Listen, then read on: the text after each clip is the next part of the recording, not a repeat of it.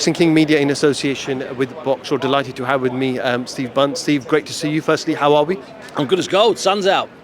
We have maybe we are going to have a summer after all. Maybe, who knows? Maybe the sun will shine. Well, certainly for a couple of days. Let's hope so. Let's hope this continues. Steve, Saturday morning, Eddie Hearn gets some news. Saturday midday, we get the news on social media. What's your immediate reaction? Dillian Whyte fails a VADA test. Well, disappointed for Dillian, because I like Dillian. He's an old friend of mine. Disappointed for British boxing. Disappointed for the fans that won't make the fight. And a bit saddened by the kicking once again that we get.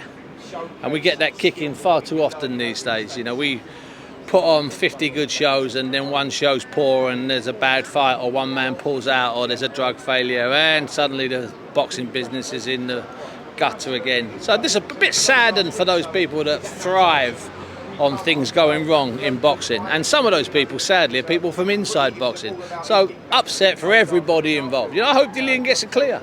I want all the fighters that fail drug tests, I want it to be a mistake every time. Of course I do, because that means we'd have a clean sport, which is naive and stupid, but that's what I want. Of course I do. Are you happy that we didn't have the scenario we had almost a year ago, where the show continued and there were people who were attempting to continue with the fight? Well, listen, that's what we learned, and that's what everybody involved with the Conor Benn and Chris Eubank Jr. fight from last October. We've moved on, we've learned, we've picked up from it. That was the first time that had happened, and we'd rolled the ball like nothing had happened. This time we didn't. We did this time what we should have done then. It's no secret. Everybody involved then has held their hands up and said we got it wrong. So this time they've got it right. Had they tried the same thing here and been exposed probably about now after 4 or 5 days, then that would have been ridiculous. But no, it shows that all of us have learned.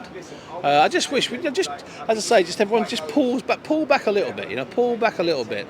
The amount of stuff that's being said and some of the stuff that's being put in different social media places by people from inside the business, a bit disappointing. Let's just give it a time.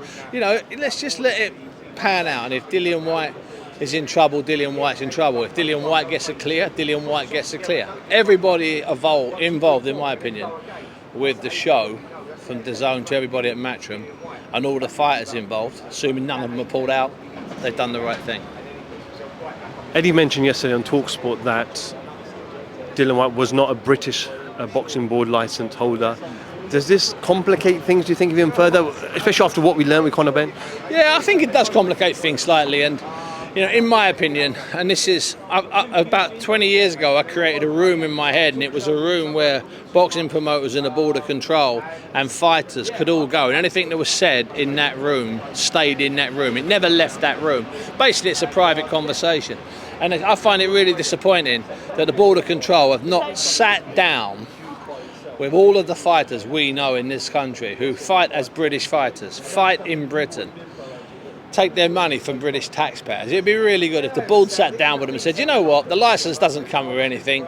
Take a British licence out for this fight. If you fight in America or Dubai or Saudi, fight under any licence. But when you fight here, use your British licence. But yeah, that would be a bit disappointing. I mean, I can't see the massive benefits from it, other than the fact that they can all say, well, I'm not a British licence holder. So what? Everybody paying you to do what you do is a British licence holder. Is a British citizen. You know, they have 2,000 of them are British licence holders, because you can bet 2,000 of the pay-per-view sales were to British boxers, British referees, judges, officials, timekeepers, definitely, without a doubt. Sad, really. The last time Anthony Joshua was in this scenario was Big Baby Miller. He went on to, he ended up facing Andy Ruiz, which was a last-minute notice. He went on to lose. Do you think he's learned from that, and that experience will help him, whether it's HELENIUS or Hrgovic? Well, we hope it has, because that wasn't that late. That was April through to June. So he actually had about 5.5 weeks there to adjust to Andy Ruiz, which is quite an adjustment, I'll give you that. So I don't think... I'd like to think that the quality and the dangers that HELENIUS brings to the ring are not as serious as the dangers that Ruiz brought to the ring. I'd like to think that it would be easier for AJ to adjust. He's a different type of fighter to Dillian Whyte, but Andy Ruiz was a very different type of fighter to most heavyweights, to be perfectly honest with you. And I think we know more about that fight now. We know that everything basically in AJ's life was wrong. The towels are in the wrong position in the gym in Florida. There were too many media commitments. There were too many people in camp. The training wasn't taken seriously. It just all got out of hand. I don't think that, even though it will only be 7 days, I don't see AJ making A, any mistakes, and B, in any way get any sums wrong. Which is why he's not fighting a 5'11" southpaw, which is why he's not fighting a 24-year-old southpaw, which is why he's not fighting someone else that maybe brings different dangers. HELENIUS brings all sorts of dangers, don't get me wrong. But the thing is, he's easier to hit, and that means that's perfect for AJ. Is it must that we see a dominant clinical performance from Anthony Joshua, especially after Jermaine Franklin? Absolutely, yeah. I mean, Franklin, to me, there was something about Franklin, looked after a round or two like it was going the distance. This one shouldn't and can't go the distance. But don't measure it against what Deontay Wilder did. I mean, that was Deontay Wilder's 21st first-round knockout, including 2 first-round knockouts in world title fights. Nobody else in heavyweight championship history has those type of stats.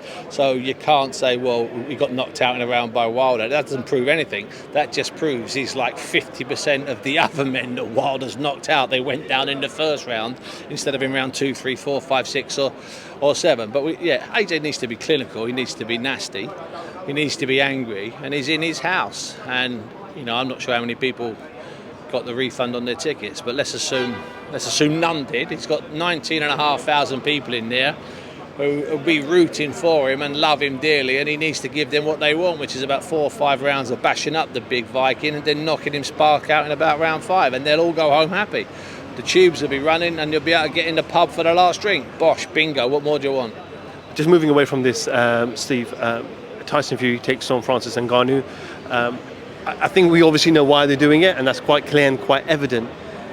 Mike Tyson's involved. He's training Francis Ngannou. We've seen some clips on social media. I'm not sure if you've seen those clips. Can Mike Tyson provide something? Can we see a shock? Is it possible? Yeah, Tyson brings a lot to the table. He brings the name Mike Tyson to the table, and if he can just get Ngannou to pull off one tiny little move. I spoke to Mike and Ngannou last week for about half an hour, and Francis Ngannou last week, and they're not looking to do any major changes. Like, Mike Tyson's not going to try him to get to do anything, but I can assure you one thing: Ngannou's right hand will be high and his left hand will be long, and then that will be it, because Mike Tyson can't teach Ngannou about claiming a man and grabbing a man. That's what Ngannou does. Mike Tyson can't teach Ngannou about throwing a great big wild right hand. That's what Ngannou's been doing in the MMA. Of course, that would be a disaster against Fury. What Mike Tyson can teach him to do is to get his right hand up and to offer a bit of protection and throw a straight jab, which is something that Mike Tyson never ever gets credit for. So I expect to see an awful lot of Mike Tyson. Mike Tyson won't come in like some trainers and try and teach a kid 50 moves.